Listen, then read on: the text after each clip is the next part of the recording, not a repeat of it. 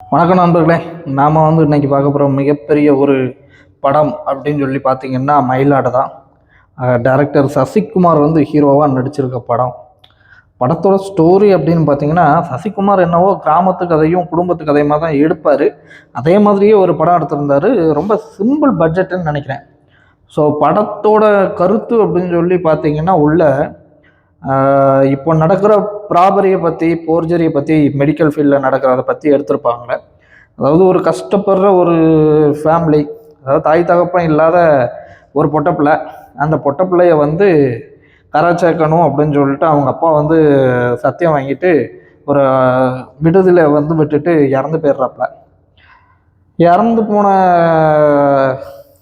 அந்த ஹீரோயினியோட அப்பாவுக்கு சசிகுமார் ஹெல்ப் பண்ணுற ஒரு ஆளாக இருந்திருக்காப்புல, கையிலே கடந்திருக்காப்புல. ஸோ இதோட நன்றி கடனாக அந்த பிள்ளைக்கு ஏதாவது ஒரு நல்ல இடத்துல கல்யாணம் பண்ணி கொடுக்கணும் அப்படின்னு சொல்லி சசிகுமார் தன்னோட வாழ்க்கையை தொடங்கி போயிட்டு இருக்காப்புல. இதுலேயே ஃபர்ஸ்ட் ஆஃப் படமும் முடிஞ்சிருது. அதுக்கப்புறம் இந்த பிள்ளைக்கு எவ்வளவோ இடத்துல சசிகுமார் பொண்ணு பார்க்குறாப்புல.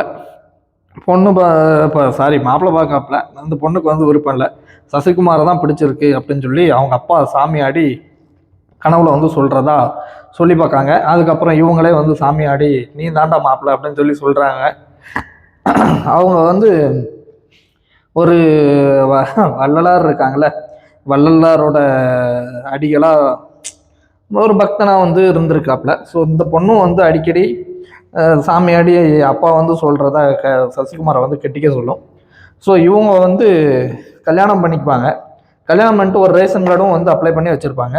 ஸோ இந்த பொண்ணுக்கு ஒரு இது இருக்கும், காக்கா வலிப்பு மாதிரி ஒரு வியாதி இருக்கும், அடிவயிறு ரொம்ப வலிக்கும்.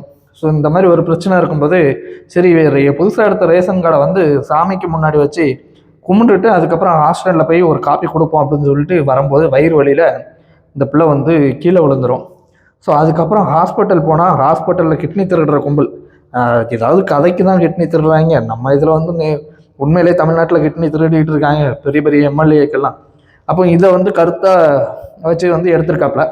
ஸோ போன பிள்ளைக்கு கிட்னி திருடிட்டு விட்டாங்க.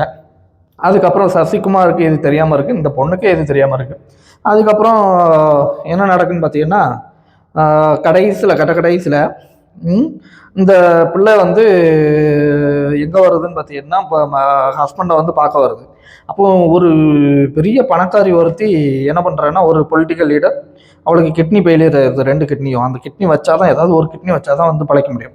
அப்போ இவங்க 2 கிட்னி அந்த பொம்பளைக்கு மேட்ச் ஆகுதுன்னு சொல்லிட்டு அந்த பொம்பளையோட ஆட்கள் கேட்பாங்க, ஏம்மா கிட்னி வேணும், நீ தரணும் அப்படின்னு சொல்லி கேட்க வருவாங்க. கேட்க வந்தோடனே இந்த ஆட்களும் கிட்னி தர முடியாது அப்படிம்பாங்க. அதுக்கப்புறம் இவங்க கஷ்டம் கடன் இந்த சூழ்நிலையை வச்சுட்டு சரி ஓகே நான் கிட்னி தரேன்னு சொல்லி ஒத்துப்பாங்க. ஒத்துக்கிட்டு நேராக கிட்னி கொடுக்க போயிடுவாங்க. கிட்னி கொடுக்க போகும்போது ஆல்ரெடி இந்த பொண்ணுகிட்ட உள்ள கிட்னியை எடுத்துட்டாங்க, ஸோ இன்னொரு கிட்னி எடுத்தால் பிரச்சனை ஆயிரும்னு சொல்லிட்டு எடுக்க முடியாதுமாங்க. ஸோ இந்த கூட்டத்திலையும் இந்த கிட்னி திருடினது யார் அப்படிங்கிறத கண்டுபிடிக்கிறதுக்காகவும், இவங்க அரசியல் செல்வாக்கை பயன்படுத்தி இந்த 2 பேரையும் கொலை பண்ணாமல் இருக்கிறதுக்காகவும், அந்த வியாதியில் பாதிக்கப்பட்டிருக்க பொம்பளை நம்ம மேலே உண்மையிலே அன்பு வச்சிருக்க குழந்தைகள் யாருன்னு கண்டுபிடிக்கிறதுக்காகவும் இந்த கதை அப்படி சுற்றி இப்படி சுற்றி பிரியாணிக்குள்ளே கொஞ்சோண்டு களிமண்ணை போட்டு கலக்கி ஒரு இலையில கொட்டினா எப்படி இருக்கும், அந்த ஒரு கண்டிஷனில் படத்தை கொண்டு முடிப்பாங்க. சரி ஏதோ ஒன்று கிட்னி திருடுறாங்கப்பா அப்படிங்கிறத சொல்ல நினச்சாரு, படத்து மூலமாக சொல்லிட்டாரு. நம்மளோட ரிவ்யூவில் பார்த்தீங்க அப்படின்னா படத்துக்கு சரி கிட்னி திருடுறத கருத்தை வச்சு மக்கள்கிட்ட சொல்லியிருக்காங்க. ஸோ ரேட்டிங்குன்னு பார்த்தீங்கன்னா 10க்கு ஒரு 2 கொடுக்கலாம், அவ்வளோதான். வேறு ரொம்பலாம் படம் நல்லா இருக்குது மூவ் ஆகுது அப்படிலாம் தெரில. இது ஓடிச்சா ஓடலைன்னு கூட தெரியல. நீங்கள் இந்த படத்தை பார்த்தீங்கன்னா நல்லா இருந்துச்சா நல்லா இல்லையான்னு கீழே கமெண்ட்டில் சொல்லுங்கள், நான் பார்த்து தெரிஞ்சுக்கிறேன். கண்டிப்பாக மறக்காமல் சப்ஸ்கிரைப் பண்ணுங்கள், ஃபாலோ பண்ணுங்கள். உங்களோட ஃப்ரெண்டுக்கு ரெக்யூஸ்ட் கொடுத்து கண்டிப்பாக அந்த சேனலை பார்க்கவும் சப்ஸ்கிரைபும் பண்ண வச்சுருங்க நண்பர்களே.